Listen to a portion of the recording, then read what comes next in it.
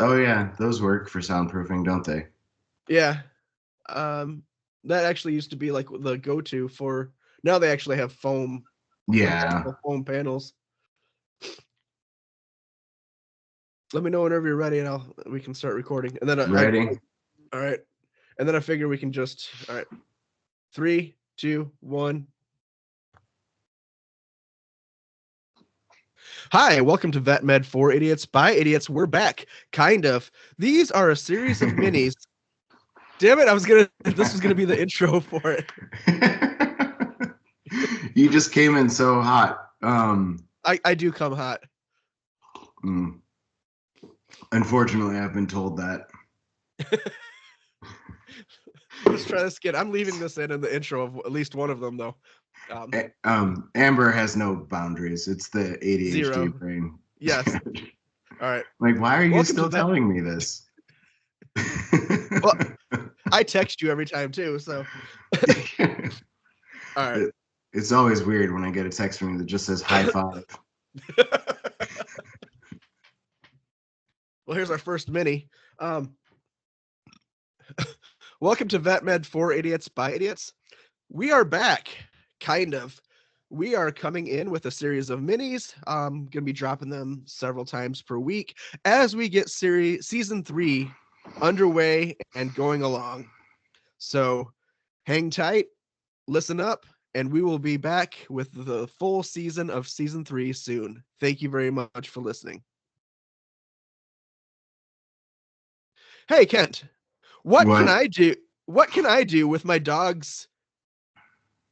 Oh fuck! What the hell is that?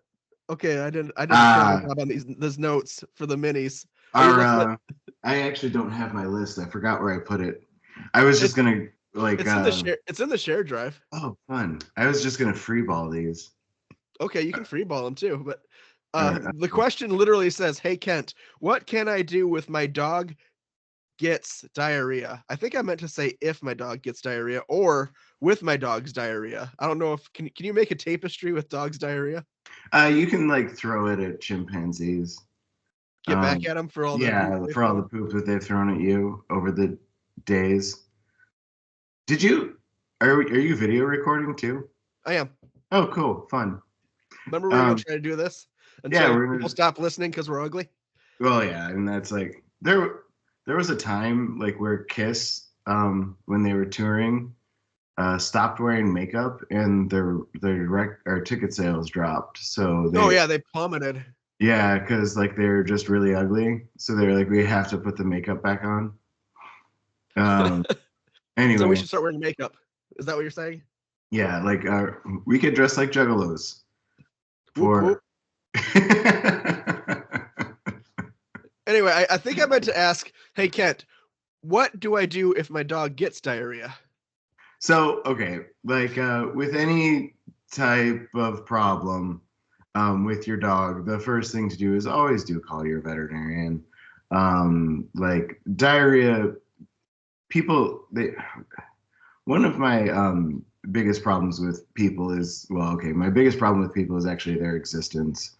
Uh, like we suck as a species. Um, anyway, um, always contact your veterinarian. Like diarrhea, the causes of diarrhea are so long. It would be not a mini episode to sit here and just list them off because it would just be 4 years of vet school because everything causes diarrhea. That's Um, fair. but always call your veterinarian and be like, hey, like this is happening. Like, do you think I need to come in? Because a lot of your symptoms are going to change my response, right? So, like, oh, he's really lethargic. It's really profuse and watery. It's bloody, not blood in it. Like, I want to be very, very specific about this. Um, well, because this is like probably my biggest pet peeve is I at least once a day hear someone tell me my dog's had diarrhea for 2 weeks, but now there's blood in it. And they'll be like just frank red blood. And so like frank red blood, just like streaks of blood, that just is bleeding towards the rectum, right? Uh, Like because the darker the blood, the the further up it further was. up it is because it's getting digested. So like if it's black, it's in the stomach or large or small intestine, and then the more red it gets, the more caudal we are in the digestive tract. Um, like the bigger problem is there is that your dog has had diarrhea for 2 weeks, Right. and like you should have been here 2 weeks ago. So don't just sit here and take the advice of a fat ugly man on a podcast. uh, like do pursue medical help. Anyway, but things you can do if your dog's acting okay, still eating, still has energy. You can always try adding canned pumpkin while you wait to get them into the vet and adding fiber to their diet. Um, yeah, but whatever you do, don't just Google it and figure things out. Apple cider vinegar, um, coconut oil. What are the other things that are magic? Um, What about a plain like just boiled chicken and rice diet? Boiled chicken and rice diet will help too. Yeah, but don't just go adding things like apple cider vinegar and coconut oil because I'm sure there's someone somewhere that has that as like their go-to diarrhea treatment mixed together in like a weird slurry. Right. Yeah. All Yeah. right. Perfect. That's gonna be the pace setter right there for our minis. Woo! First mini down. All right, rapid firing through this one. What to do in an emergency? I'm gonna put out a couple little emergency situations, and what should the person do, the pet owner do with their dog or a cat. So first one is poison control. The cat or dog ate something poisonous. So yeah, your first step there is call poison control, and then call your vet. You want to get your case started on poison control because that's going to help us. Mainly speaking, not all poisons are the same. Like there is some uh, degree of similarity between all tox cases, right? Like, Right. But like if they ingest rat poison versus coolant, that's not the same. but it even depends on what type of rat poison they ingest, right? Because like Mm, there's different types of rat poison. There's your vitamin K antagonists, which you just make them vomit. There's types of rat poison that cause seizures, like strychnine, which is what they were going to kill Bruce with in Jaws. He's that's the stupidest way to try to kill him. Smile, you son of a bitch. Here's some poison. when Hooper's going into the cage and they're like, he's like, I could get hundreds. I forget how many cc's. Oh wow, I forgot a line Oh from yeah. Jaws. Oh He's like, yeah. I could get a I forgot hundred about of that. cc's of strychnine into his mouth, so they were gonna make him seize and die. Um, And then he just ends up plummeting to the bottom of the ocean. yeah, I mean that's how. Spoiler alert. That's how the book ends. He just dies. It's really anticlimactic. I thought they led him into Arctic in the book. That don't they lead him to Arctic waters and then he freezes to death? I think you're thinking Orca. Orca was the book. Maybe I don't know. It's a movie. They end up in the Arctic. Okay. Anyway, also Hooper um, was banging Roy Scheider's wife in the in the book, if book, I'm not yeah. mistaken. Well, Okay. Anyway, it's not Roy Scheider's wife in the book. I don't remember their names. Anyway, Chief Brody. Anyway, so when you show up at the vet, if you've already called poison control, we're going to be able to get on the phone with them. They're going to be able to run through what you ate and then exactly how we can fix it best at our hospital. Most of the time, what I'm going to do, again, this is dependent on your type of toxin, is going to be decontamination, so make them puke, and activated charcoal. Activated charcoal binds toxins and helps move it through the system. Um, mhm. for cases like antifreeze, it's going to depend on how much they actually ingest. Um, But that being said, we will put them on what's called a constant rate infusion, a CRI, of vodka. Yeah, because like or ethylene glycol is antifreeze, so Right. it's actually an alcohol, um, like uh, similar to alcohol, like chemically. Mm. You'd have to ask an actual chemist about this, but they're processed in the liver by the same enzyme, Mhm. and the enzyme that the liver uses to process ethylene glycol is what makes it toxic. Gotcha. Destroys the kidneys. So what you do is what's called competitive inhibition, because alcohol is going to bind to that enzyme faster.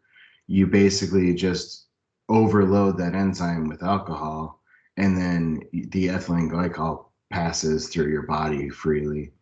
Um, So in a vet's office, is there like bottles of vodka just kicking around? yeah, we normally will have, like, depending on the place, we'll have like a bottle of 5 o'clock. Oh, okay. So you're not like sitting out there with No, goose no, or no. They don't get Grey Goose or um, I don't drink vodka, so I don't know what a good vodka is. Kettle the One, what about the skull one? The Dan Aykroyd's. Dan Aykroyd Skull One, Is it skull? um, Clear eh, skull? Crystal? Crystal No, not. Skull. Is it crystal? No, wasn't that? That was a. Is it Crystal Skull? I thought Crystal Skull was an Indiana Jones. Well, yeah, but like the Crystal Skull, like Dan Aykroyd, it's his vodka is made. Um, Out of skulls and well, crystal. it comes in a skull bottle, but Yeah, like it is a something cool bottle. about that, the legend of the Crystal Skulls is why he made the vodka in that bottle. There's a really long video. Dan Aykroyd's a really weird guy. Um, I would still hang out with him and have a beer with him oh though. yeah, no, I I'm think it'd be sure I cool as would hell. too. Dan Aykroyd thinks you can have sex with ghosts. Oh no, just get a blowjob from it. Totally No, different. no. There is an interview with Dan Aykroyd where he talks about how one of his friends claims to have had sex with a ghost, and he says it's the best sex of his life, and he wants to have sex with the ghost. And Oh that's where that blowjob scene that comes out of nowhere in Ghostbusters yeah, comes from, because like Dan Aykroyd has a ghost sex a ghost fantasy. fetish. Yeah. All We right, don't so we don't kink shame here though. nope, So not at Dan all. Aykroyd, you're allowed to have sex with ghosts. Yep, and plus we don't need to piss off more celebrities. Um, so my biggest takeaway is poison control. You want to get with a chemist. So like Walter White is the one you call if your dog eats coolant. It's just so poison control, the veterinary poison control hotline is just going to be more specifically trained vets. Do you Um, know that number offhand by any chance? oh, I can get it, because yeah, You should that would have been something that we could have like prepared for this name episode. one time. Name one fucking time, Kent, that we've actually prepared for an episode. I actually do a lot of preparation for every episode. Nerd. Yeah, I mean, like, oh come on, like load up. I actually do too, but I want to give this illustration that where everything is off the cuff. It's the illusion. Well, I mean, I I think if we like confessed to preparation, people would be like, wow, these guys really have like a problem staying on task. Um, so maybe it's best that we. Oh, are you kidding? Now my Google's not working. We're Okay. heavily prepared with So a massive dose of ADHD.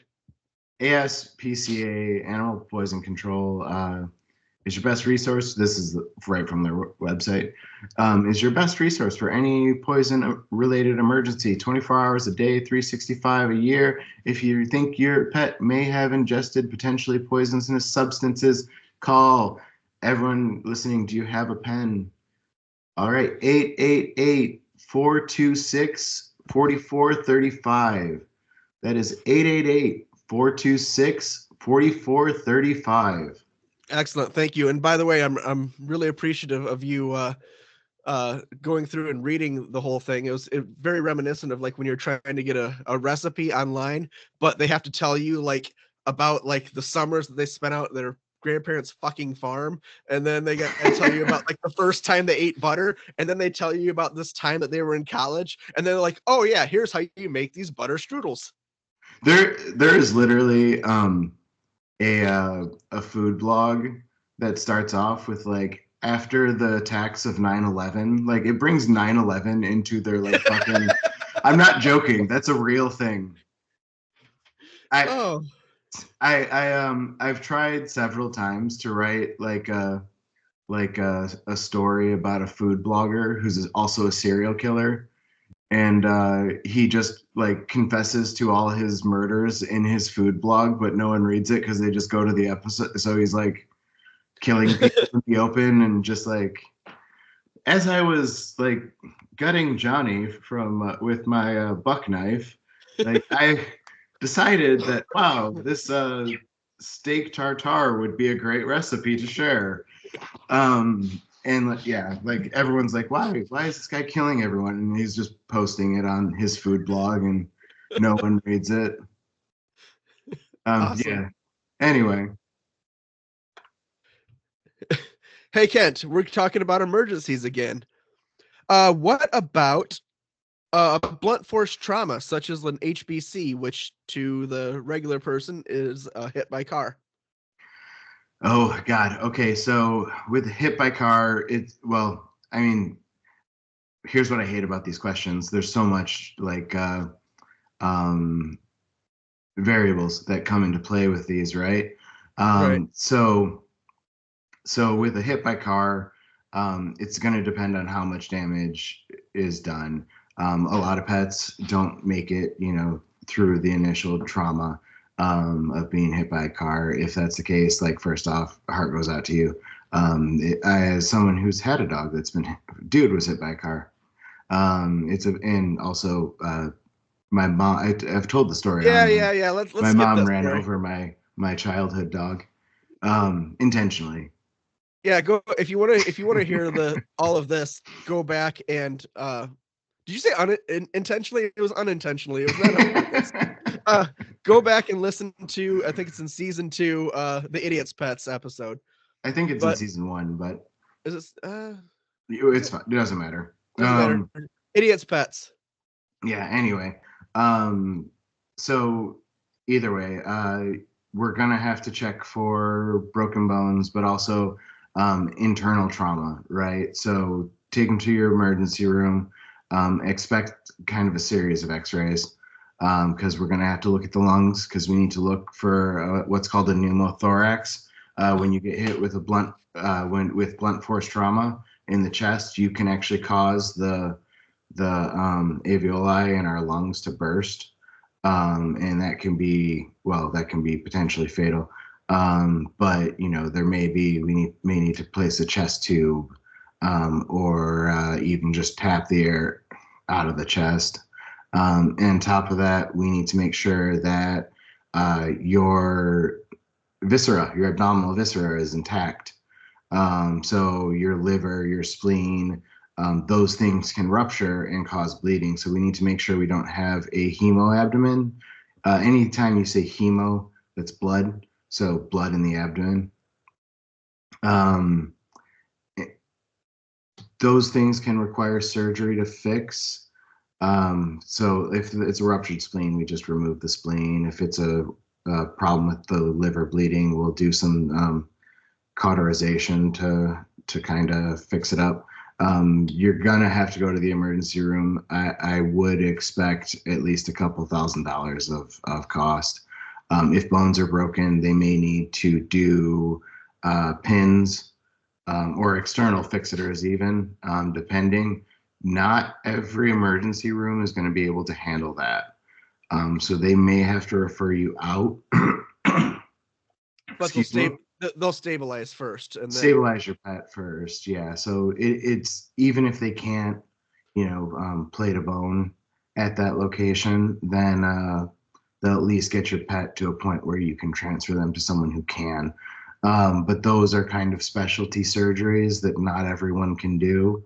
Um, and yeah, I mean, well, we're also going to have to look for other things like dude has a pin in what's called his SI joint. So like there's a weight bearing access in dogs. So like you just need to have consistent bone from the thigh bone up to the pelvis, up to the end of the spine. The end of the spine is called the sacroiliac joint. And when dude was hit by a car, that joint separated, and so if he doesn't get that pinned, he won't walk again. So he has a pin there. But like his rest of his pelvis is shot to shit because like he doesn't need much of it, like because everything in that weight bearing access is set. My next tattoo is going to be dude's pelvis. Nice. It's kind of cool because it's got like metal in it and it's all fucked up. It's metal, man. Yeah. All right.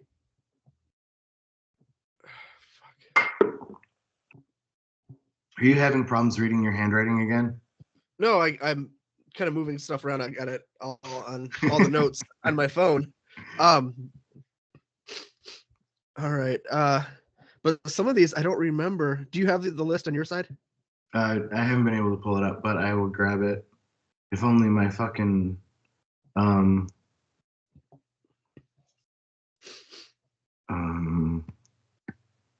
was. Do you have Google Drive on your phone? Because I use that too. Like I don't. Oh, okay.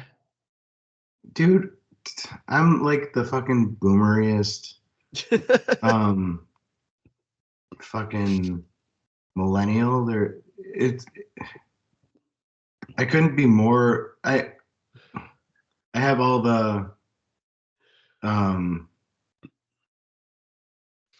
downsides of being a boomer and all the downsides of being a millennial and none of the positives. I think what I'm gonna do is chop all these in betweens together, and I'll put those all together as like one more episode of just random bullshit. You know what? Actually, I don't. Do you know what folder it's in? I think it's in the shared main one. It should be season 3 in minis, is what it's called.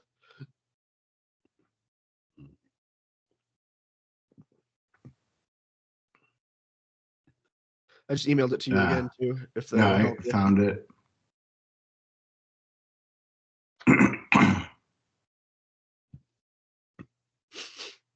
All right, so then we'll do 2 more emergencies, then we're done with emergencies, then we can go into the top 5s. When we hit the top 5s, do you just want to alternate, like? Yeah.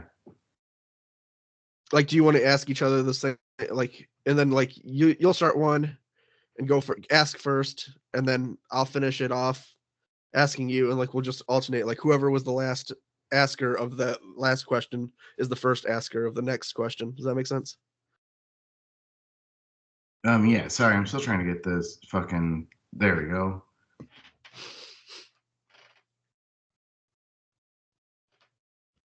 Okay. 1 second. Let me refill my coffee and I'll be right back. Enjoy. You're sounding better too now that you've been talking. And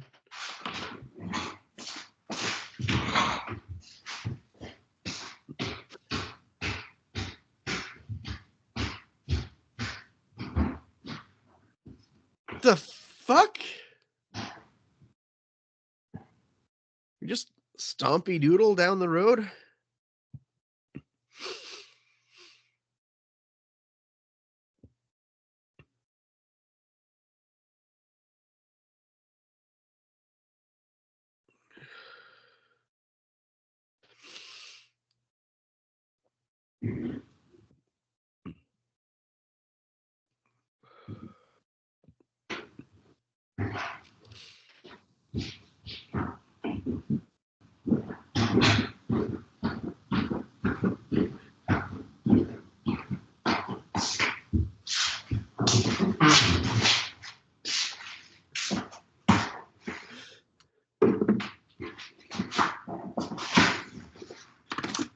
I can't.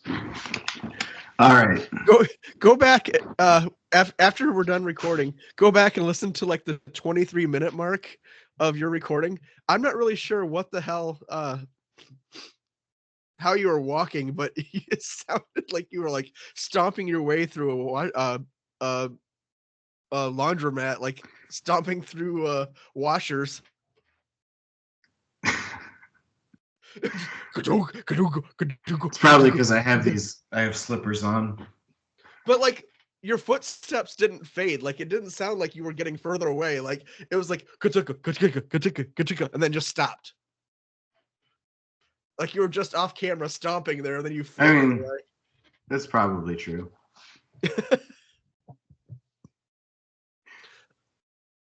All right. You ready?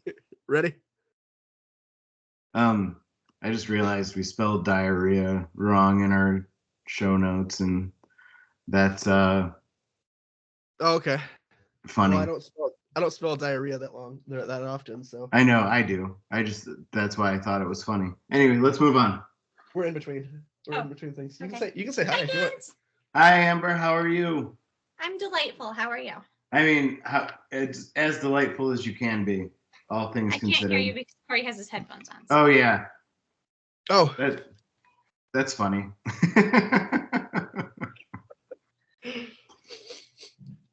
I said delightful as you can be, all things considered. I am choosing to just fully embrace denial, and I have Christmas music on, and I'm putting up decorations. That's not the wrong plan.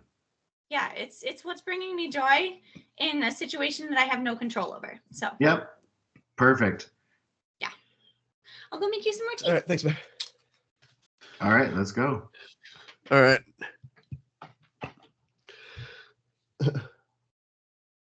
All right, we are talking emergencies still. This one was one that I think we've kind of touched on in a previous episode, but like let's say you found a dog that's been in a car, you break the window, get him out. It's the middle of July, very, very hot. The dog is clearly overheating. What are the signs that they're overheating, and what can I do to save that dog right now? Well, so as far as, okay, I still have power. Everything flashed, and either I had a stroke or I lost power for a second. Anyway, so I mean, a dog overheating is going to be panting. They're going to feel warm. Don't like get ice because you don't want to cool them down too fast. So you want to do like tepid water. I think tepid is the right word. Like lukewarm would be, I guess, the better word, because you want to kind of like slowly bring down their heat. You can also, dogs can't sweat. The one area they can sweat from is their paw pads. Applying rubbing alcohol to their paw pads has been shown to help cool them down a little bit. There's actually, I believe, some, I don't want to say controversy, but some discussion about whether that actually helps or if it's just something that makes us feel better. But as far as I know, like that may have gone out of style. I'll check. It's not going to hurt them is the main thing. So, and at that time, you should also be taking them to the emergency room. I mean, a lot of these are going to be like, you're still going to end up in the emergency room. None of these are to tell you what to do in an emergency to prevent getting there. All of these are for it's already happened. Fit has already hit the shan. Yeah, it's already happened. So we're gonna get to the emergency room. What can we do and what can we expect in the emergency room? And yeah, so like just kind of slowly try and cool them down. Because if they're a smushed face dog, which is most likely is, because overheating is not exclusively a smushed face problem, but because if you found a dog in a car, like it could be any dog, it doesn't matter. It could be 130 degrees in there. Anyway, so it in hot days like tends to be brachycephalics is what they're scientifically called. Anyway, they probably will need oxygen because they do have some problems breathing. Also, like people don't realize, overheating can actually affect our cell lines too. So like you're gonna want to have some blood work done because you want to look at red and white blood cells and stuff like that. Oh, okay. All right. Talking emergencies. What about if there is a fight with like another dog, a coyote, raccoon, something like that? What should they do in the immediate as the fight's going on, and then what are the quick steps after? Well, so we talked about this some in the rabies episode. If your dog gets bit by another dog, I just hope they're up to date on their rabies vaccine because it makes my job a little bit easier. It does vary by state as to what the next step is. Because, again, as we said in the rabies episode, rabies is a legally required vaccine. It's legally required for a reason.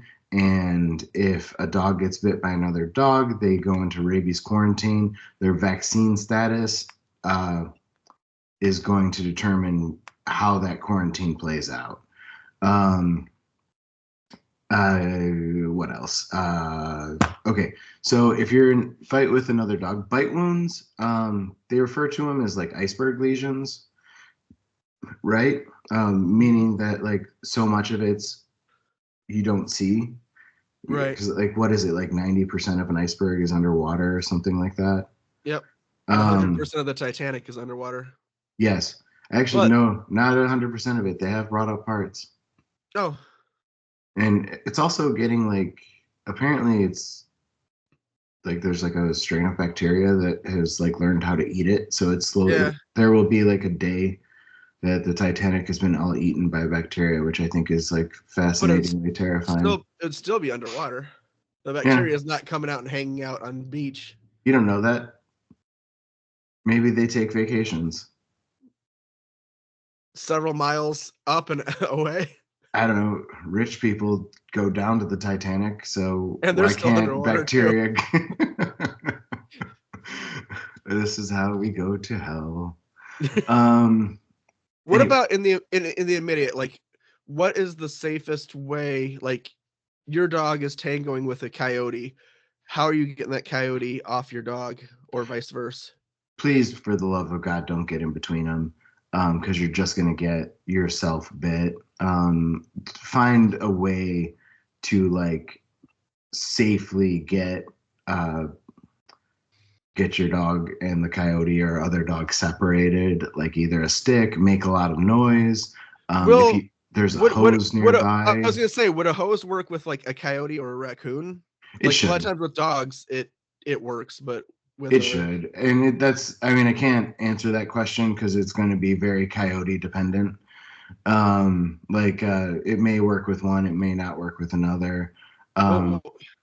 What about like if there is a coyote attacking my dog? What if I like paint a train tunnel on the side of my house and then I run into that and then have the coyote chase me? He should follow you, and then a train should come out of the tunnel. Yes. Yeah. Okay. Perfect. Yeah. Or you can actually drop an anvil on their head. He'll hold up a tiny umbrella. Yeah. To try to stop it, but it won't do anything. But like, you know, that's the safest way to get rid of a coyote is to drop an anvil on their head. Anyway, so yeah, don't get in between them because you're just gonna get yourself bit.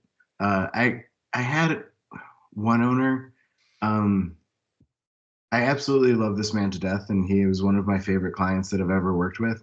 But I'm going to be very careful to not say any names for his own privacy. But he was an older man, and a pit bull that his neighbor got that was dog aggressive. He had these two little dogs, and his neighbor got a dog aggressive pit bull that jumped out of a second-story window to get over their fence where he was just like hanging out with his dogs and attacked one of his dogs.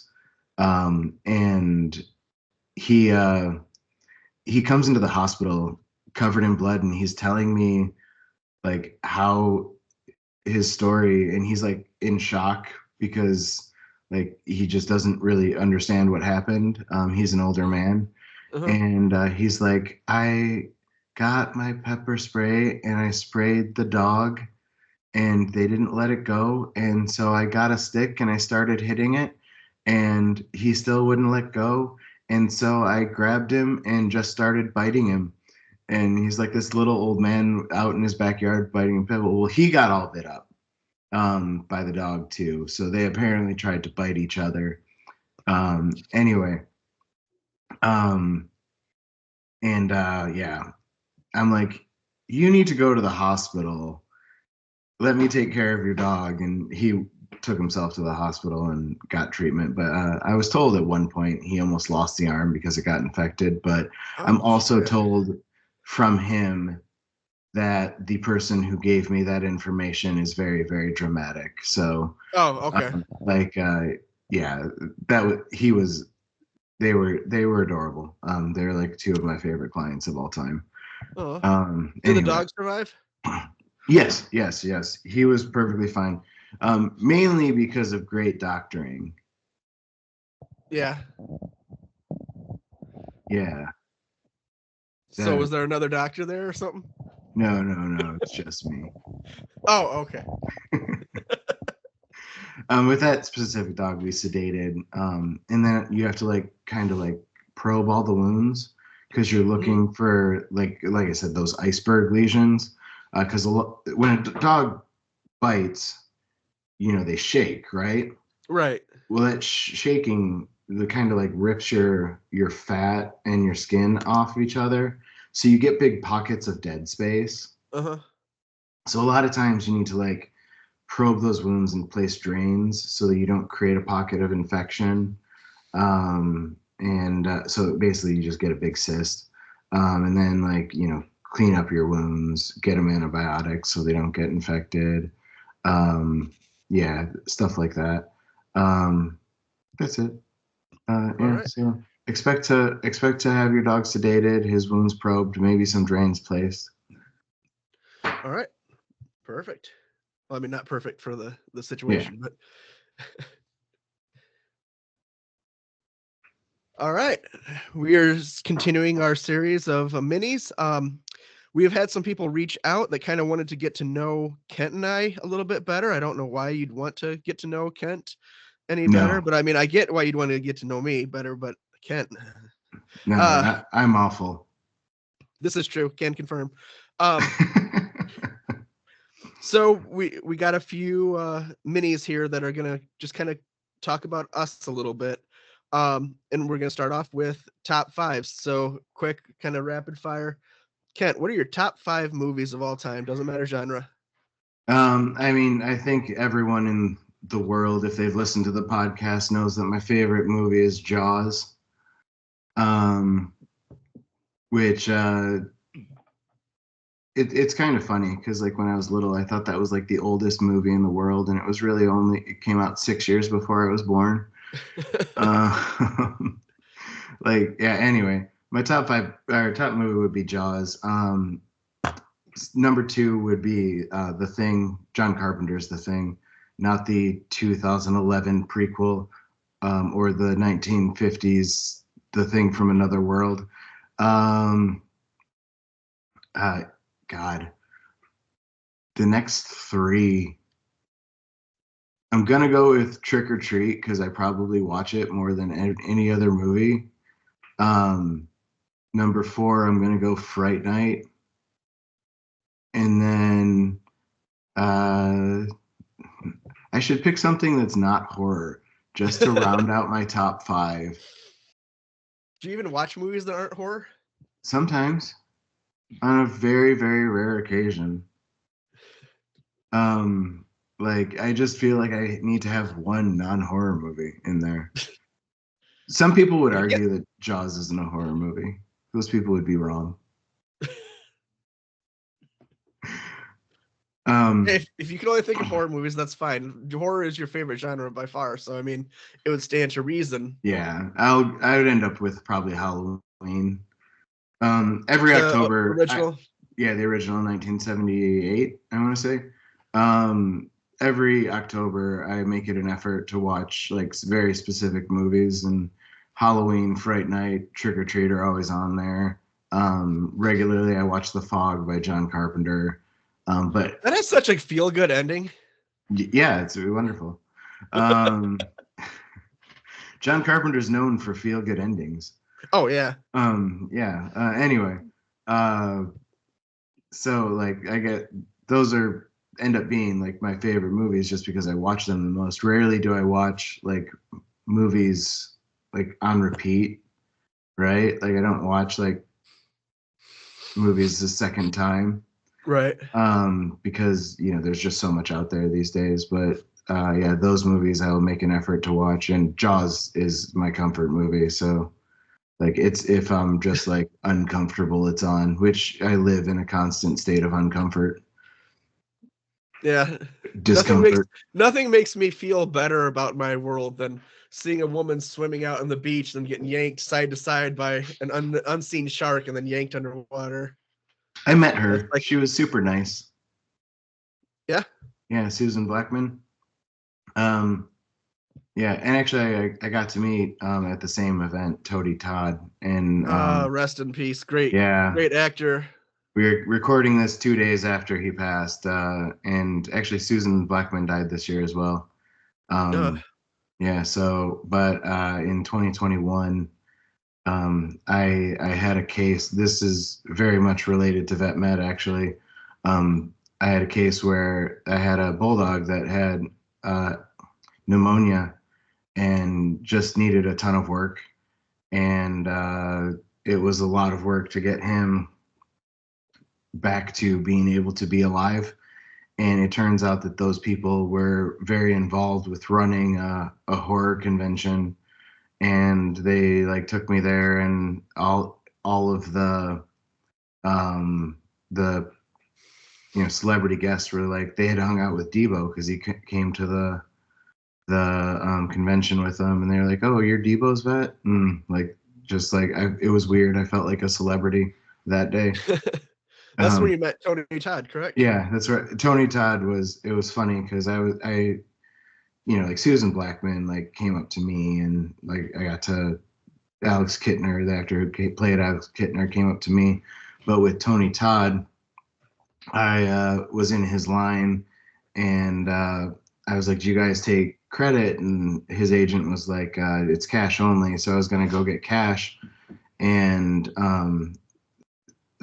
my client taps his agent on the shoulder and goes, "Oh, that's my vet." And he looks at me, he's like, "You're Debo's vet?"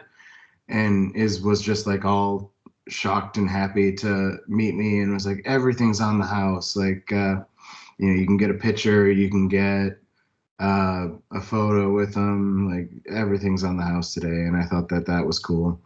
Anyway.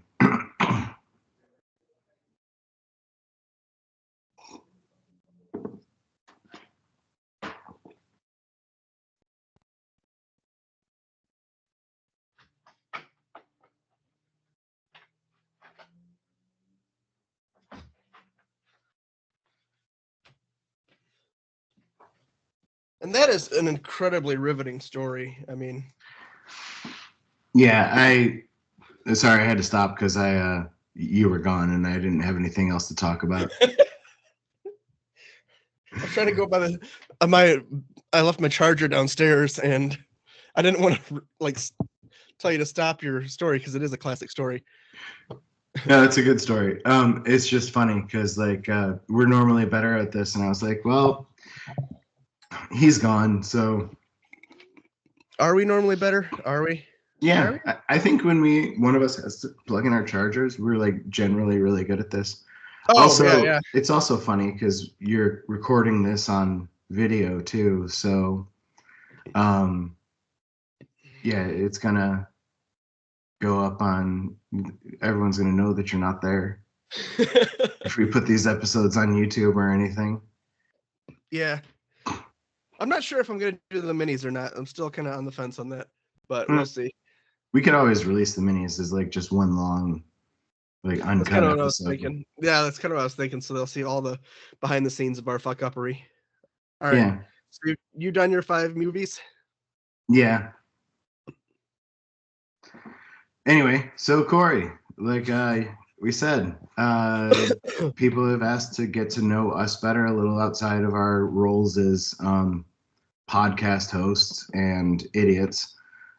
So top 5 movies. One, top 5. 2, 3, go. My top 5 movies. Shawshank Redemption has always been one of my favorite movies. It's a good one. And then How to Train Your Dragon, I actually liked long before I had kids, and then now my kids have discovered it, so I freaking love it. Who wouldn't actually want Toothless, you know?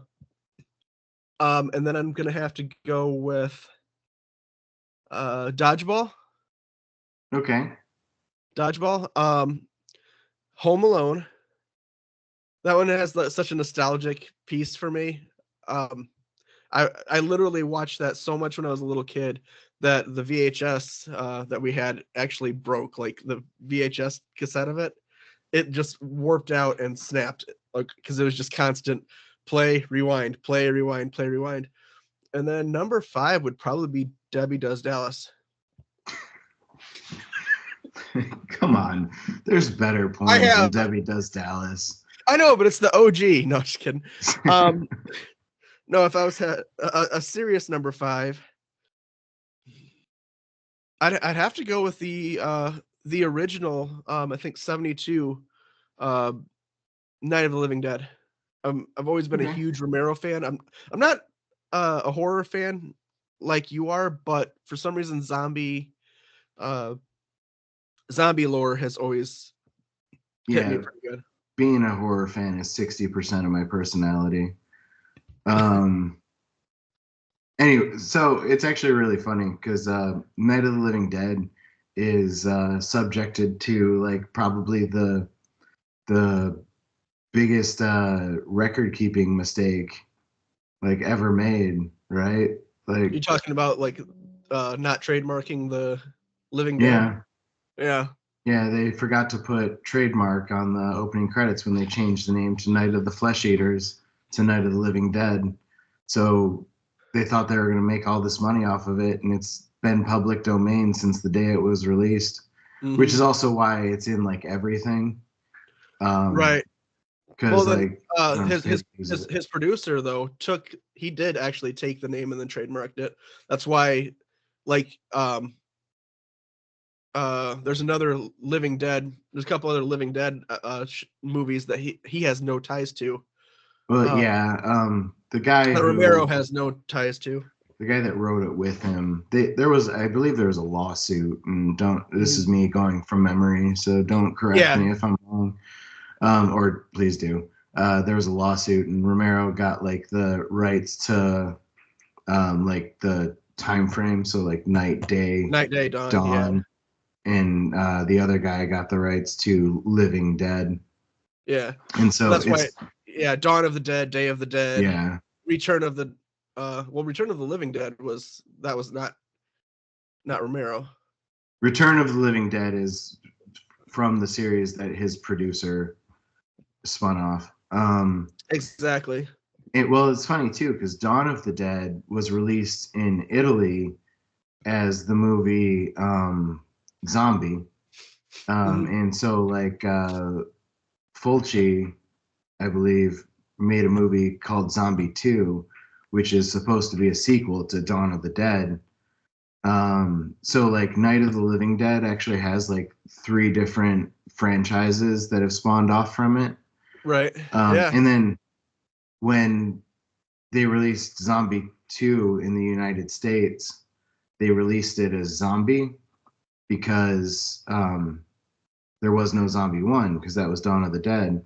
And then when they made Zombie 3 in Italy, they were like, well, we can't call it Zombie 2 because that would be stupid. So like in the United States chronology for the series Zombie, it's Zombie and then Zombie 3. And yeah, it's kind of like a fun series because there's just so much that came from one movie. I'm surprised to see Home Alone on your list because you notoriously are not a fan of Christmas. I am not a fan of Christmas. I'm starting to get more into it now that I'm out of retail, but like I said, Home Alone is just the nostalgia of it. Yeah. I'm there, sure. there are actually several Christmas movies that I truly love. I love Family Christmas or National Lampoon's, Christmas Oh yeah, Vacation rather. Christmas Vacation. Not Family Christmas. But yeah, Christmas Vacation. Absolutely love. Actually the Santa Claus. I was always a fan of. Same thing though, the nostalgia of it. Like there's a Yeah. lot of those that as a kid really solidified it for me. No, I mean I'm actually a big fan of a lot of Christmas movies too. Like actually, to bring it up, Like Die Hard. How to Train Your Dragon, the Christmas special, is awesome. Yeah. And yeah, like God, and there's a lot of nostalgia. Nostalgia is a powerful thing, right? Oh yeah, absolutely. Like there's a movie called Santa Claus the movie, and I've watched it every year since I was a child in December, and it is fucking terrible. But Dudley Moore's in it, and he's amazing. And yeah, he plays an elf named Patch. Does Angela Bassett have any Christmas movies? We should add that to our rotation. She's got it. Is Witches considered a Christmas movie? I don't believe it is. Neither is Stella. How Stella got her groove back. Yeah, it was even I think it was Angelica Houston that was in Witches. Maybe not. Yes. Is there another Angela? Yes, yeah. Angela Bassett, Angelica Houston. They're two different people. They're not the same people. Oh. Okay, so I typed in Angela Bassett Christmas, and actually Witches came up. Okay, so she was in Witches. I don't know Witches. I think it's a remake of Witches, but I don't know that she's in it. That'd be hilarious if they were both in Witches. Like Angelica Houston was in the original, and then Angela Bassett was in the remake. Yeah, no, I do not think she was in it. I just think it came up for some other reason. But yeah, there is apparently a movie called Black Nativity, starring Angelica Houston. Or no, Angela Bassett. Wow, I'm really this bad at things. It had a $17.5 million budget and made $7.5 million at the box office. So it lost almost 10 million. Well, I'm sure it's not her fault. Yeah, no. Forrest Whitaker is in it as well. Oh. Yeah. Okay, hold on. How did they have those two people in the movie and the budget was only 17 million? Like, I don't know. They probably did it as like a favor. They owed someone a major favor. Yeah, owed someone something, or just like it was a passion project for a friend, and they're like, "We'll do it for," I'm just spitballing here. If I was like a big name actor and like one of my friends was like, "Hey, I wrote this script. Will you help me get it produced?" I'd be like, "Fuck yeah, pay me $3 and we'll get your movie made." So, fun fact: some actors cannot do that. Really? Literally. So there's the Actors Guild. Mm-hmm. You have different tiers of actors. So like someone who it's based. I don't know all the ins and outs of it, but it's kind of like how much they've accumulatively made over the years puts them up in the tier. So someone like Robert Downey Jr., Jim Carrey, people who have like Brad Pitt, the people who are at the tip of the very top, they get like 20 million. Like that's the starting talk. Yeah.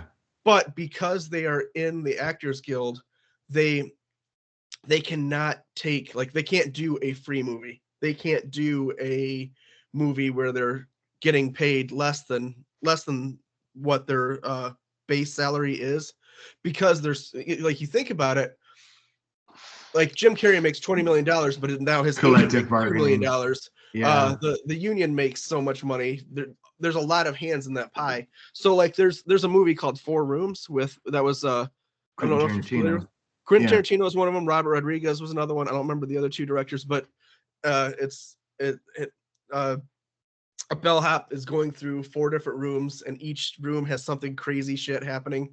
And I think it's in Tarantino's room, there's a guy who's arguing with his wife over the phone, and crying because he's about to go through a divorce. And it's, if you know your actors, it's clearly Bruce Willis, but he is not anywhere in the credits because he was doing it as a favor. But because he was doing it as a favor, he could not take credit for it. Oh, interesting. So technically you could, like, so let's say you're an A-lister, you're making, you're just to have you walk in the room for you to even consider a role, they have to offer you at least 20 million right from the get-go and give you first billing right from the get-go.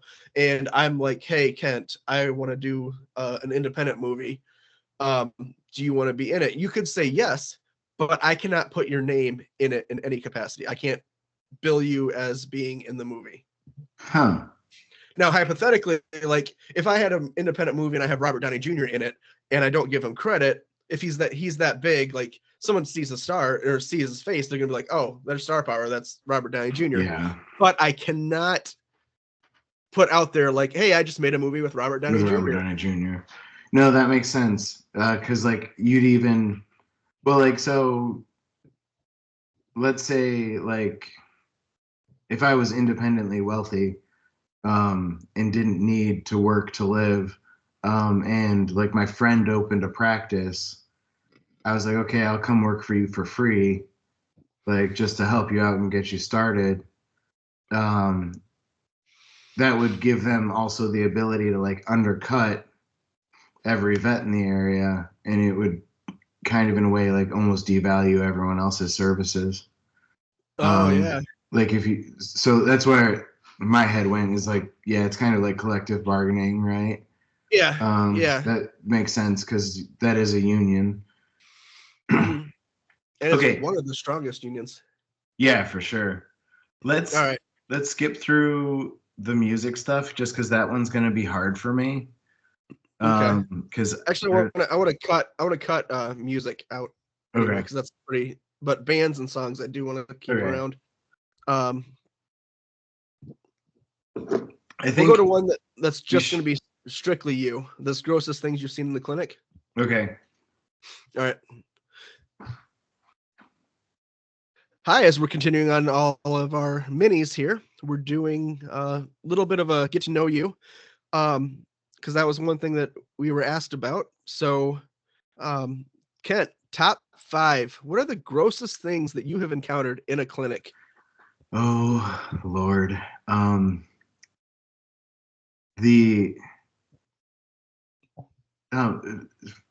people with a weak stomach. Please skip this one. You ever see a dog pee maggots out of their vagina?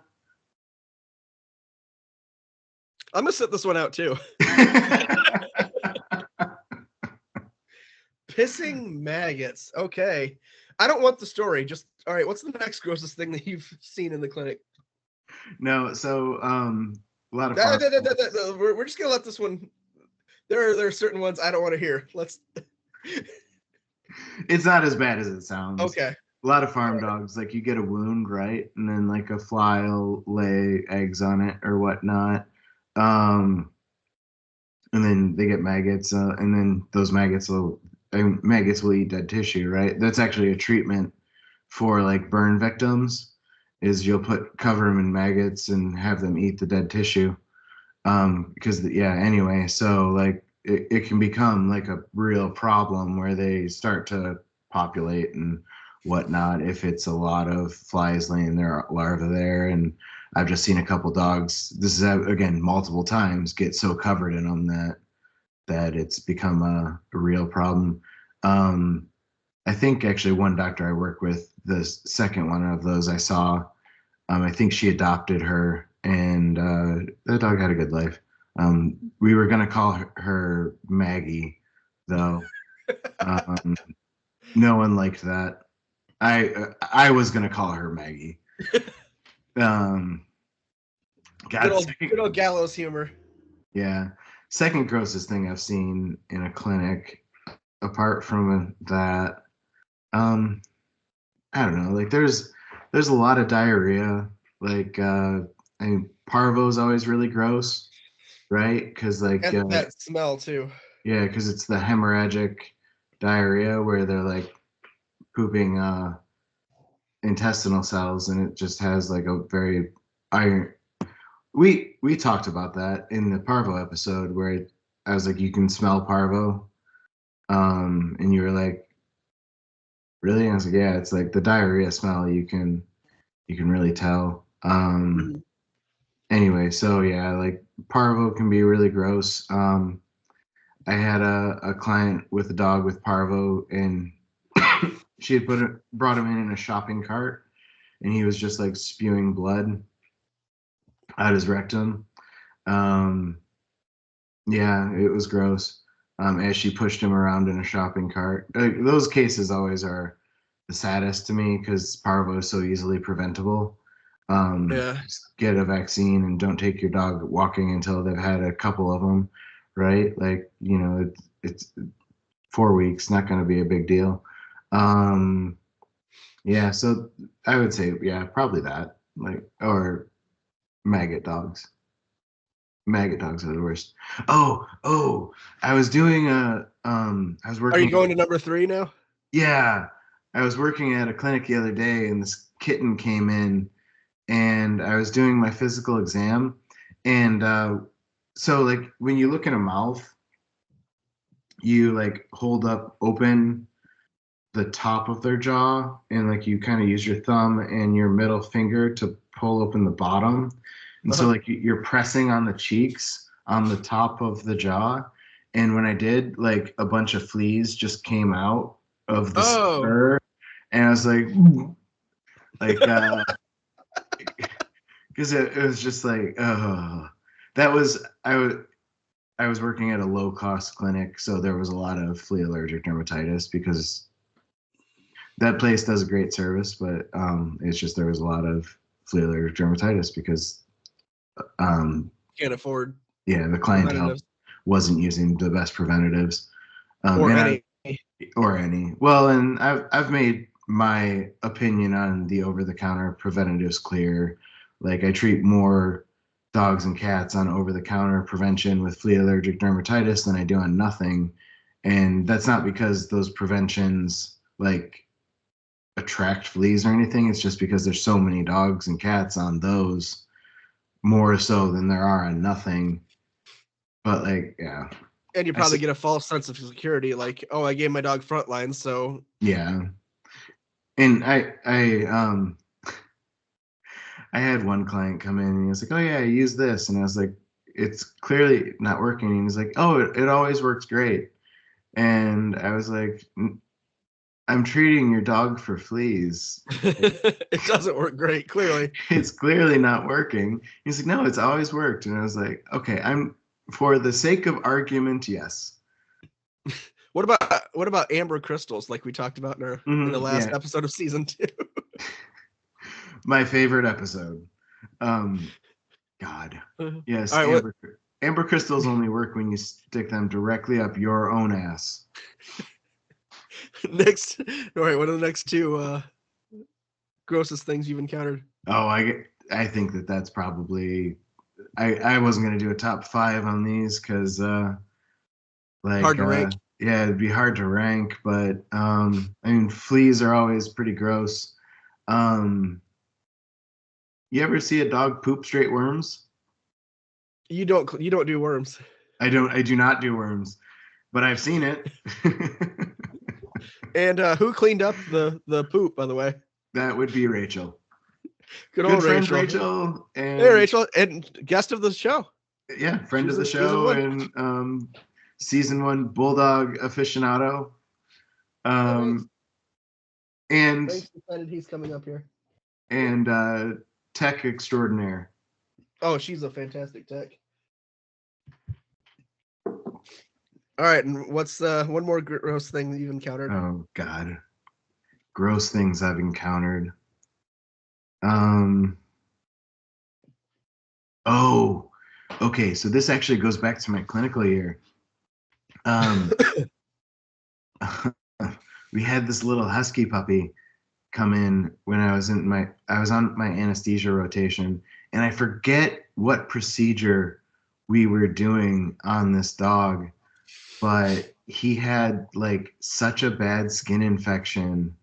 My clinician was like, he's so cute, and like went to like pet him and like just rough up his fur a little bit, and his literal skin sloughed off in her hands. And we were just all Oh, like, oh my God. And yeah, I honestly want to say he was there for like a neuter because it was just a puppy. Um, but I don't, because I remember it being after hours. mhm. We wouldn't do like an emergency neuter after hours. That would be like ridiculous. I've done an emergency scrotal ablation after hours. Well, that makes sense. That's something that can't wait till tomorrow. Yeah, well, it was size of a friggin' basketball. Um, anyway, yeah, so like I want to say there had to have been something else, and we also neutered him. Yeah.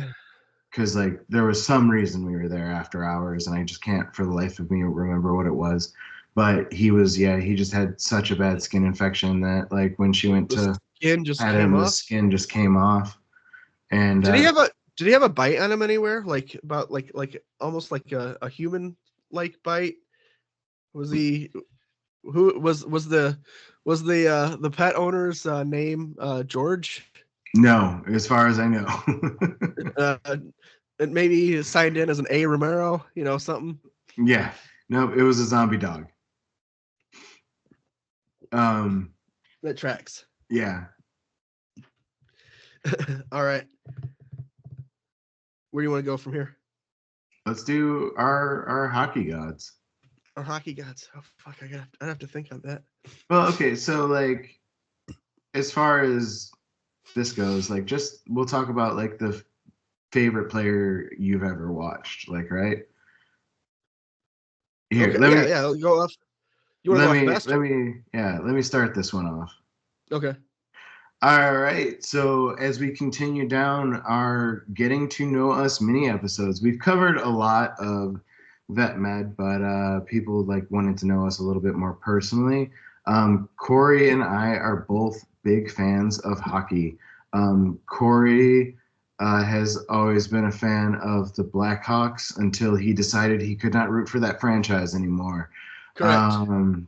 But like tell me about like who was your favorite player to watch growing up, or well, I think a lot of your favorite players probably were when you were in your 20s and early 30s. Yeah, because it was hard for me to get to watch. I mean, like, um, just because of blackouts, like it was really hard to watch. Well, actually, And so with the Blackhawks, it was only until recently where if they didn't sell out the stadium, Bill Wirtz would like black words out the blacked out. Yeah, yeah. yeah. And since they were really awful there for a long time too, uh, literally the only time I ever got to watch them was when they were playing the Red Wings in Detroit. Like that was the only time I could watch them because this was like growing up. This was before like the NHL networks and the like now you have access to any team. Like I watched Buffalo Sabres and San Jose Sharks play not too long ago. Like teams that I don't have or or sorry, them, and it was the Buffalo and the Jackets and the Sharks and the Avs not too long ago. And hockey's the only sport that if I don't have a that I still will watch if I don't have a dog in the fight. Like I absolutely Yeah. just love watching it. But growing up, some of the players that I loved watching, Patrick Kane obviously was just an absolute. I mean, he still is. He's like 37, 38 years old, and he still dangles like it's nothing. He's got a heck of a shot, and he is so good at playing keep away. He doesn't know what defense is, but he is he's an incredible stick handler. I always loved watching Jonathan Taves too, because Mhm. he was Taves was and my dog Taser was actually named after him After because that was Jonathan Taves, yeah. because Taves' nickname was Taser. So um but Taves he was always one of those that like such a student of the game. Like he was always where the puck will be in just a few seconds. He was like Yeah. great on defense. Like he was never the best in the league at anything, but he was also like one of the best, like top 10 at everything. Yeah. And that's what I always liked about him, like a jack of all trades. As I first started getting into hockey when I was younger, though, the two that, I mean, I'm not alone in this, Lemieux and Gretzky. Like, even not knowing hockey, watching those two, like I didn't know the rules, and the hockey from that era is different from the hockey of this era. Like, you had the crease violations back then, and they had the Oh God, the stupid 2-line crease rule. Yeah, the crease rule and the 2-line passing, no 2-line passing. Remember that, where you couldn't pass? So like it's definitely a different game, but I mean, not knowing hockey, but I could still sit there as a 6, 7, 8-year-old kid, and I knew that Lemieux and Gretzky were by far the best on the ice, hands down. Like they were, it was like Gretzky, Lemieux, and then all the rest. And I mean, Jaromir Jagr too, actually. And he was in his, like, this was like 93, 94. So he was probably in his 70th season. The man's immortal. And then one other that actually two others that I really enjoy watching now. Alexander Ovechkin. My favorite memory with him, I mean, he's just a man among boys too. But my favorite memory of him was, I want to say it was 2012. I could be wrong, but the All-Star game one year, like the consolation prize for being, because they did like where they chose two captains and one captain would pick, they did it schoolyard style. And whoever got picked last would get like a 2006 Honda Civic with like 90,000 miles. and Ovechkin was like, I need car. I don't have car. I want car. And he's like telling people, do not pick me. Do not pick me. And he was like so pissed off because there were like 3 people left and he got drafted. He was like just upset about it. So upset. That's awesome. It was great. If you look it up on YouTube, it's on there somewhere. Oh, because he needed a freaking 2006 Honda Civic. Yeah. Alexander Ovechkin, like, there's a lot of talk about him currently chasing Gretzky's goal record, which would be cool to see broken. Because like I honestly thought we would never see that, at least not in my lifetime. Well, his point record won't be broken. No. But like even, almost 900 goals for Gretzky. I think it's 896. Like I thought that would never be broken. I think Ovechkin's at 860, but if you factor in the fact that Ovechkin's rookie season was lost entirely to a lockout, and he lost another half a season there in like 2010 and 2011. Like, holdout, if you factor those things in, like he would have shattered it. And now we have to like wait to see if he can pull off a 40-goal season this year. And he probably will. Like he's on pace to break it, but it's like it's kind of a interesting thing to think about, that a record that everyone. I mean, it's the same thing with like Terry Sawchuk when he had the 103 shutouts, and the next closest I think was like 80 at one point, and then like Martin Brodeur came through, and I think he has 125. Yeah. Brodeur was a cheat code. Yeah, no, he was arguably is the best goalie of all time. But Sawchuk got 103 shutouts using his face to stop the puck. And famously said when he got his 100th shutout, the first 100 are the hardest. That's fair. And then if I was to pick, because I'm going to ask you the same thing, of the like newest crop of players, I would say, I mean, it's hard to say because I went to a Kraken fan, but then I've also adopted for East Coast the Panthers.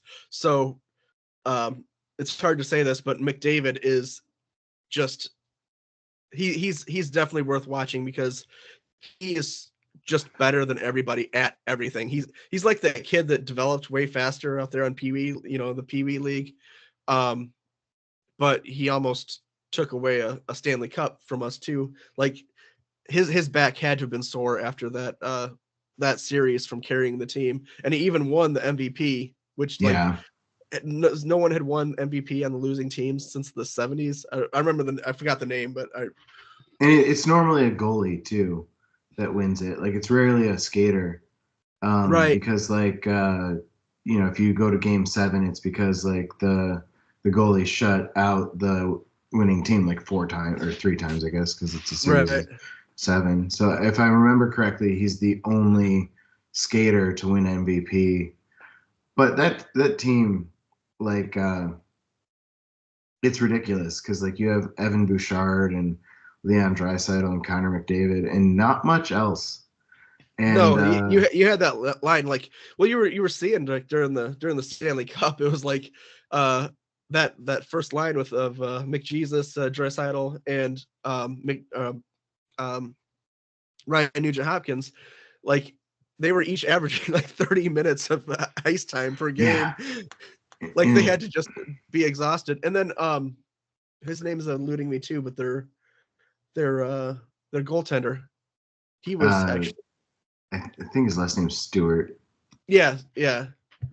No, his first name is Skinner, Stuart Skinner. Stuart Skinner. Yeah, and he picked and chose his times to be really good, but when he was really good, he was really good. But yeah, after that, it was just like there was times where he was really bad. Exactly. And then past that, like the newest people, Zigris is fun to watch. Yeah, he's been fun to watch. He's kind of fallen off. Like his first year when he had the real nice, I think he had a Michigan, and then that real nice, and then his second year he had that pass over the crossbar that got tapped in. Like he was exciting, but he's kind of fallen off a little bit. But I like him, and then I like the gritty play of Suzuki too. Oh yeah, from Utah now. Is he on? Yeah. Well, because he was Utah Hockey Club. It's a fine name. I won't complain. It is not a fine name. It is a terrible name. I still wish that the Washington Commanders had just kept the name football team. No. Suzuki, he's a Hab. Is he? Nick Suzuki, yeah, he's on the I thought he was on the Coyotes and then went to. No. All right. I will stand corrected. I think you're thinking of Honda. No, Chevy. Oh, okay. Strangely, Connor McDavid is the not in the top 5 Connors this season. I was just saying, actually, now that you said that, I've been noticing like apparently everybody who has a kid names their kid a kid that they want to play hockey names them Connor. Yeah, like Connor Hellebuck is having a good season, so we'll put him in the top 5 Connors. But if you go by scoring, there are 4 people with the name Connor with more points than Connor McDavid. But he always starts off the season slow, mainly because he drags his team all the way deep into the playoffs with literally no help. And then, has to he's like, okay, I have to start winding up for the season again. I only played till July, guys. Exactly. How about you? Who are some of your hockey guys? And then who's some of your on the radar of the new guys, the new batch? So, well, I grew up a Wings fan. My favorite player to watch like ever was Vladimir Konstantinov. I actually have his jersey framed and autographed. It's currently at my parents' house because like I haven't bothered to set anything up anywhere.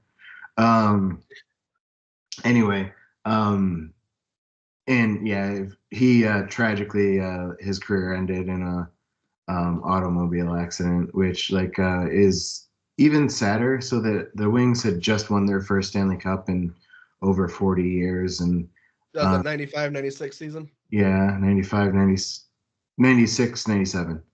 96, 97. Okay. Yeah, and Vladimir Konstantinov and 2 other Russians. One was the team masseuse. Actually rented a limo because they were going to be out partying, and they knew they'd be drinking, so they were actually responsible. They're being responsible, yeah. And if I'm not mistaken, the limo driver that they hired was on some sort of substance and got into an accident. I know Sergei Minastakhanov, who was the team masseur and was very close with the other Russian players, recently passed away.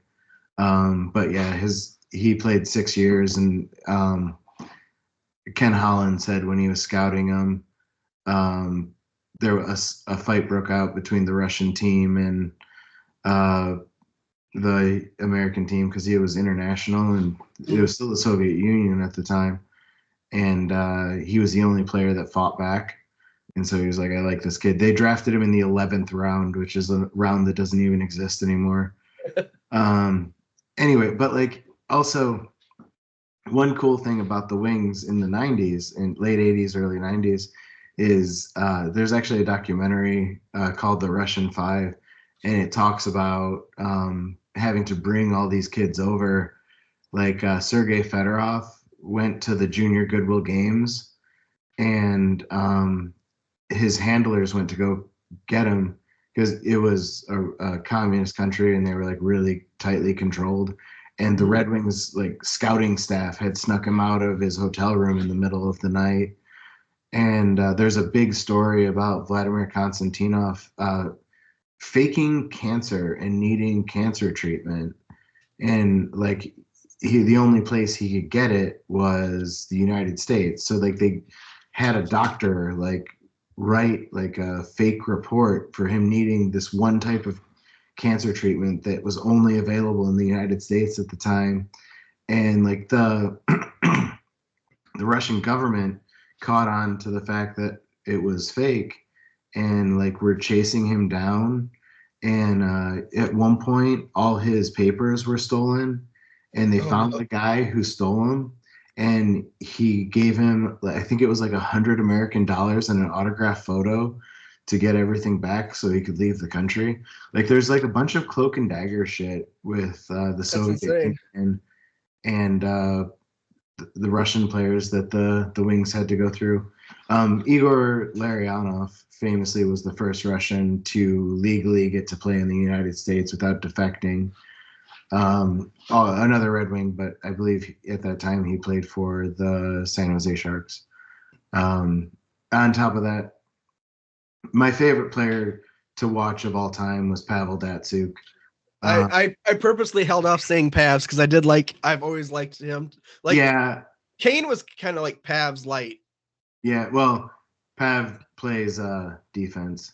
Yeah, exactly. In fact, he won Selke trophies, so like because he was really good at that too. But there was Wings fans will talk about it, where we say like never in his career was he the best in the league, like because when he was in his prime, there was Sidney Crosby, there was Alex Ovechkin. When he was a rookie, there was still Mario Lemieux and players like that coming around. But there just was something special about him that like I don't think we'll ever really like see again. And like I mean, God, just watching him in the shootout like was fun. Yeah. Like that's what I liked about Kane too. Yeah. Like, just you could see panic in the goaltender's face, like knowing like I'm about to look like an idiot.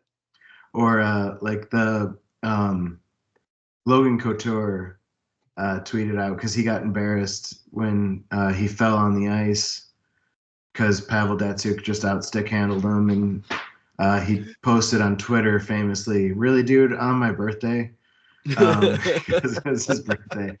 Or there was one time again San Jose. I think it was Mike Greer went to hit him, and Pavel Datsyuk. Cheeked him, and he ran into his own player. Yeah, takes him out. Yeah, like you didn't want to be one-on-one with Pavel Datsyuk, and he was just really fun to watch. He still plays too, doesn't he? Pavs, doesn't he play in the KHL or? I think he might still be playing in the KHL. he's in his 40s now, so if he is, it's like limited minutes. Well, Yager still plays too, and Yager's like 118. Yager's freaking a machine. Yeah, I was looking at his stats the other day, and he's like still scoring. Like, but even famously, Jaromir Jagr would get off the ice and get on the bike and start like exercising after games, and people were like, "Why?" And he's like, "I don't want one game to be like the max of my like I don't want to just be fatigued at the end of one game." So he would always work out after games, which is just insane. He was down for a doubleheader. Yeah, like an NHL doubleheader. I bet you if Yager tried, he could still at least like play a shift or two in the NHL. I think he's gonna end up being 90s. Oh yeah, well no, okay, he's only played in 5 decades. So like there's like famously like players who played in 6 decades, and Gordie Howe played the one game in the 90s. Yeah, so he got 7, didn't he? No, it was just. That was his 6th. That was his 6th. He just played one game to make a 6th decade to fall into that club. Right. But I think some of that's always on the edge of luck too. Like to start your career at like an 8 or a 9, starting 48 or 58. If you start your career at 51, you're kind of, if you play for 12 years, you've only played in 2 decades. Whereas if you start in 59 and you play for 12 years, you've just hit 3. Yeah, some of that's luck, but it's just whatever. Yager will probably get a 6th-decade player because if playing professional hockey still in the Czech Republic like a friggin' sociopath. Anyway, like how does he even have the energy? Like I'm tired now and we've just been recording for like an hour and a half. Well, you need to when we get done recording, you need to go get on a bike. No, just start recording again. Bring up my endurance. As far as like the current crop of players, like McDavid, Draisaitl, I've really enjoyed. I enjoy watching. I hate to admit it, Nathan McKinnon and Cale Makar play because I'm a Wings fan. Oh, they are so good, yeah. And Mikko Rantanen, that whole like top line in Colorado, and obviously Cale Makar is arguably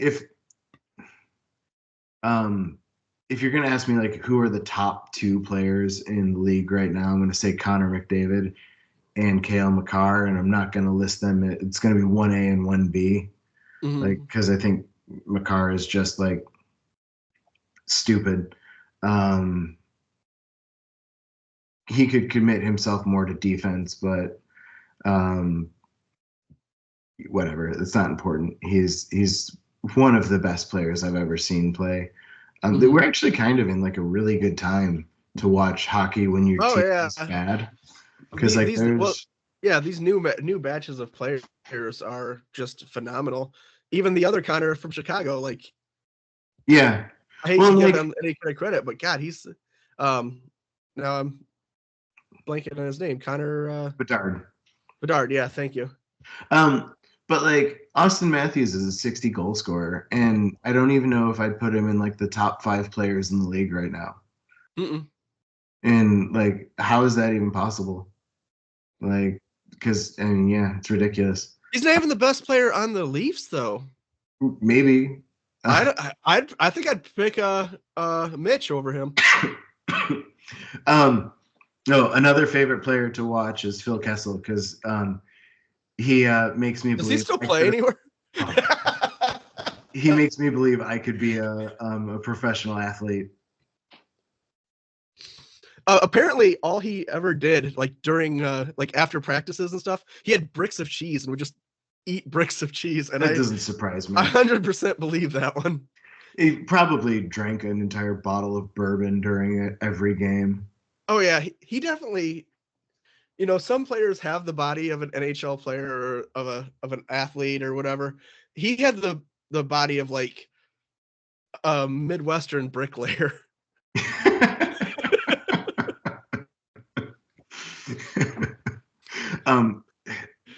if you look at a picture of Phil Kessel, no one in their right mind would allow him within 100 yards of a school, of elementary school.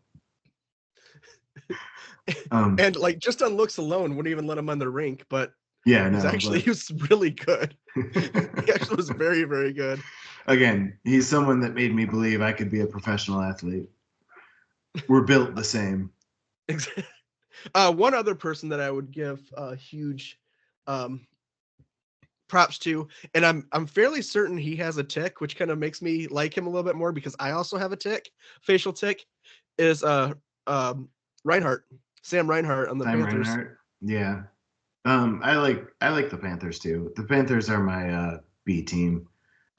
Except when I was rooting for the Oilers this last playoffs just because, well, I wanted that. The Oilers are in their window right now, which is funny because they're not at all like, they're only a good team because they have one man who somehow seems to be able to drag them through 4 rounds of the playoffs and 7 games of the finals. Even when the rest of the team is like shackling him down. And I was like, I just want Connor McDavid to win one. And like, they have to do all these extensions now, and it's gonna be hard to keep that team together. Clearly, all you have to do is have people who can skate near him. Not shoot. You need people that can stay upright. We could be line mates. I was gonna say, if me and you are his line mates, we'd probably have a 10-point season. And I can skate. I can stand around and be like, yeah, just hit me with the puck. You do all the hard work. And then he'll be like, God, my coach must really hate me because he tied me to 2 literal boat anchors. For many episodes, these have gone on quite a while. Very wide, yeah. One of my, and I'll put this as my final player that I like to watch now, and that's just because, again, Red Wings fan, Mo Seider. He's just kind of a goofy kid. He's only 22 years old now. People try to check him, and he will reverse check them and make them fall over, and it's just fun to watch because he's a giant human being. Right. He's kind of like Chara in that way, where he's just like physically dominant, not to the extent that Chara was. I used to really like watching him too, just for his massive monstrosity of a human. There was a fight where Chara got into it with Vinny Lecavalier, and I swear to God, he's just tossing him around. And Lecavalier was not a small human. He was like 6'4" and 230, and Chara a Clydesdale is not a small animal until you put it up against an elephant. Yeah, no, I mean, like, it was just ridiculous. Like, but yeah, Moritz Seider has that same kind of feel to him, where he's just like really solid defensively, and like, you know, as far as physically, he just, you know, you can't really dominate him physically, and it's fun to watch. Yeah, and then of course we'd be remiss. We'll close it off after this, but we would be remiss if we didn't talk about the greatest NHL player to ever take the ice, John Scott.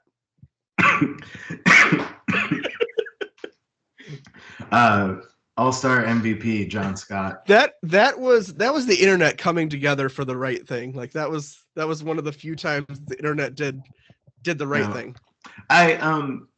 So he has a podcast now, and I'll listen to it on occasion. But he's actually seems like he's a really funny guy. Seems like he's really nice. But I do like that. The internet coming together to. It was all a gag. He was like a fringe NHL player. Spent as much time in the AHL as he did the NHL. And then he makes the All-Star team and totally leans into it. Leans into it and not only makes the All-Star team, but is named one of the captains and then gets the MVP as a career goon. Like, yeah, I think he only has 4 more goals in his career than I do. John Scott's Looking up his stats. career. Yeah. I'm pretty sure he's a giant human too. 5 goals, 6 assists, 11 points, 286 games played. So he has 11 points more than me. Averaged 7 minutes and 7 seconds on time on ice. What was his PIMS? 544. So just divide that by 544. There's 100 fights right there at least, probably, if not more. Well, like he played 286 games. So every game he played, he had a penalty. I mean, like on average, right? Like his 2-minute penalties. Well, no. He's not getting a whole lot of 2-minute penalties. No, he was there to fight people. Yeah, he was getting them 5 at a time. The moment you realize I'm older than John Scott and he's been retired from the NHL for like 6 years. Oh, really? How old is he? He's 42. Oh, shit. He was born September 26, 1982. I'm a year and 3 months older than him. Sports has always been my barometer of how old I'm getting, and now I'm definitely starting to get old because, like, when I was always younger than any professional athlete, I felt like I was young, But then I started, like, when I get to the age of, like, I'm the same age as professional athletes, but, like, only the freaks. Like, most of the people haven't made it to the show or are still in the minors. Okay, I'm still pretty young. And then I started getting like, okay, now I'm starting to maybe get a little bit older because I'm the age of like player, when I was in my late 20s, early 30s, like I'm the same age as like the star athletes, the ones who've been in the league long enough that they understand how it works and have really gotten it down, but they're not old enough that time is starting to win the battle. But now I'm at the age where like I could have played hockey, football, baseball, basketball, whatever, had an entire career, even been great at what I did, and retired not because of like an injury or anything, just retired because I was done, like I just couldn't go anymore. Maybe I won a couple championships and I felt like my legacy was over and everything went naturally. And I'd be at the age like it wouldn't be like a shock, like some like wasn't Luck like 28 when he retired? Yeah, something like that. I think because he was just tired of 30. getting battered. Yeah, he was like just tired of getting battered. Broken his back a couple times. Yeah, like and probably sadly the same thing's going to happen with Tua. Well, no, Tua's going to hopefully have a brain at the end of all this. Yeah. So that's what I'm saying. Like I wouldn't have been forced out of retirement because of freak injuries or just wasn't good enough to, like, oh, I kept getting cut, so I just retired because I couldn't do it anymore. Just had a full career. Now I'm old enough. Like that's why I'm starting to really feel old. Like I think there's coaches that are younger than me. Yeah. I know there are coaches that are younger than me actually. Do you remember the first player you were older than, or like do you remember the first player you remember being older than? I want to say LeBron. Okay. I mean, I was older than LeBron, but I was like 25 when he was drafted. Okay, no, LeBron has me by a year and a half. I'm trying to remember. Well, realizing that I was older than both Taves and Kane, watching them grow up, like in the 08, 09, seeing these guys that are coming up as hot shots, like, okay, the Blackhawks are gonna be really good here very soon, and then be like, oh, and actually I think I'm older than Dunk too. Duncan Keith, really? Oh no, he's 41. Never mind. I was thinking he was younger than that. I went to a Red Wings game with my dad when I was 18. I was a senior in high school, and he bought a program, and I was flipping through it, and Yuri Fisher had just made the team, and I was like, oh, he's old. He was born in June 1981, and I was born in May 1981, so he was like 2 weeks older than me, and I was like, oh, he's older than me. So you guys could have gone to high school. You could have been classmates. Yeah, we could have been classmates or gone to high school together. And I was like, it was just a funny moment because like I have that point in my life, and like now that I'm older, like like Adam, our friend Adam, still gets like signed paraphernalia, and I'm always like, it's like I don't want to go to a signing for like a famous player and be like, oh yeah, here, human child, because they are all are like children now to me. Yeah. Well, like how old's Mike Judge? Is he 25 yet? The writer of King of the Hill. Or did I say Mike? No, the center fielder for the Yankees. Oh, I don't know. It's not Mike Judge. It's yes, although I do like Mike Judge. Aaron Judge, dumbass. Aaron Judge, yes. Okay, he's 32, so he's old. Oh yeah, that's like ancient in baseball years. Yeah. But it's just like funny to go to like a signing for another human being and be like, oh yeah, hey, human child, will you sign this thing for me? Well, like I Caleb Williams, I really like when I want his autograph. He's 22 years old. Yeah. I was driving a car when he was born. I think, God, what was it? CJ Stroud was like 6 when Aaron Rodgers was drafted. Yeah. Like, sports are a weird thing. You sent me that one reel forever ago about Tom Brady. And like, if you look at his career, he's now playing with the children of players that he played with. Oh yeah. Well, not anymore because he did retire at the ripe old age of 130. But there was a time like Asante Samuel's kid is playing in the league, and him and Tom Brady like won a Super Bowl together, and yeah. Well, some of those freaks like Nolan Ryan, he struck out 8 father-son combos. So like that's stupid. He's in the league long enough. He was in the league long enough to like go up against Ken Griffey, Bobby Bonds, I think one of the Ripkins,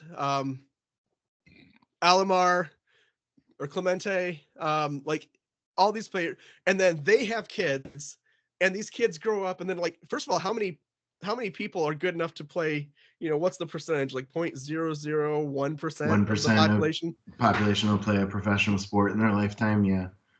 Yeah, and to be good enough, and for him to still be good enough to, to pitch, and then to strike them out. That's stupid. Like, I hate that stat. 8 different father-son combos.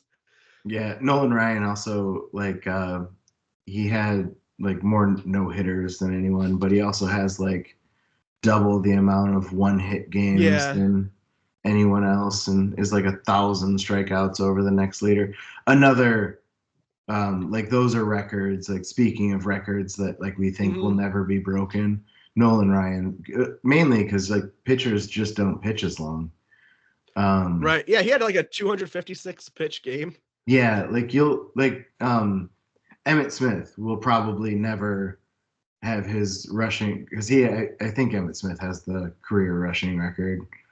It should be Barry Sanders, but because running backs don't play 15 years anymore, so like if you'd have to have 15,000 yard seasons to even come close. Also, running backs are done by committee now. You don't. You have a scat and a power back now. You don't do just one.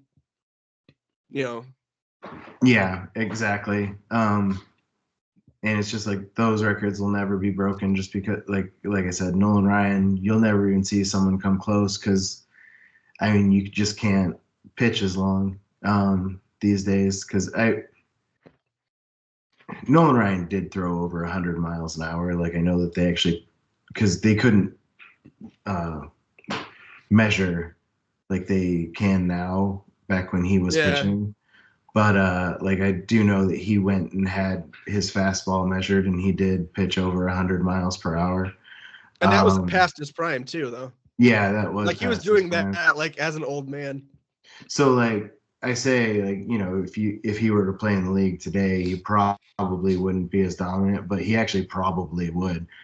You know, I mean, when you look at changes in nutrition and training and the fact that everyone's on steroids now, steroids are required. Nobody's on steroids. No, steroids are required by law in the Nobody's state taking of... steroids. Corey, your Twitch is going off again. Only in one eye, yeah. Yeah. Anyway, but yeah, like he actually probably would be just the same player because he was like a almost he could when Major League was released, the movie, Charlie Sheen actually like studied how to pitch and actually, I'm told, did take steroids. But he could get his fastball up to like 85 miles. You said barbiturates and cocaine incorrectly. Yes, and hookers. But and tiger's blood. In the average fastball at that point was like 87 miles per hour, and Charlie Sheen could throw an 85-mile-per-hour pitch. But it was like, always just a bit outside.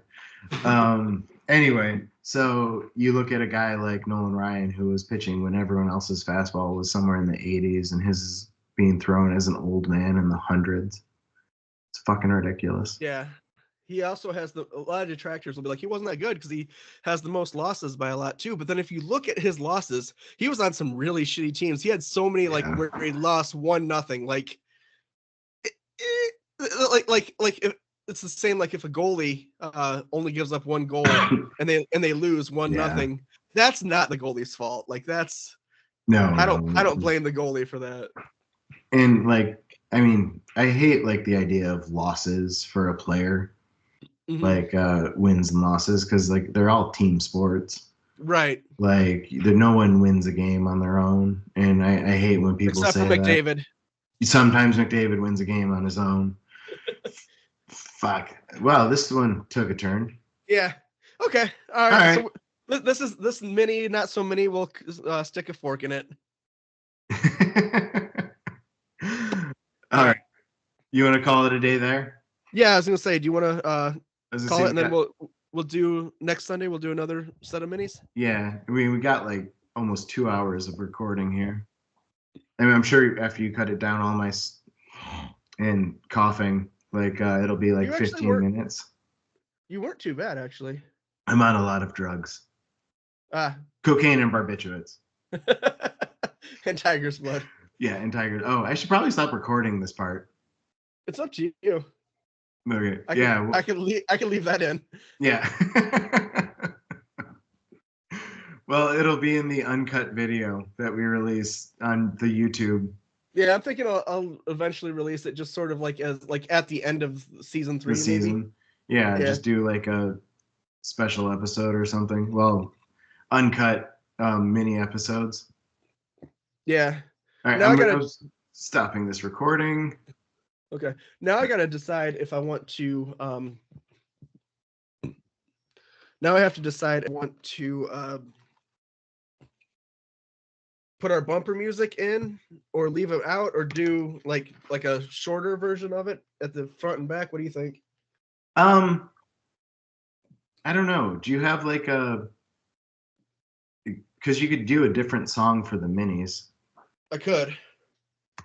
I mean, that's kind of my thought. Okay. Like just something to distinguish them from the main ones. All right. Okay. There we go. Oh, 542 megabytes. Oh, you're still recording the video too. Fun. Oh shit. All right, I'm stopping recording this because I just let out the nastiest burp I've been holding all fucking session.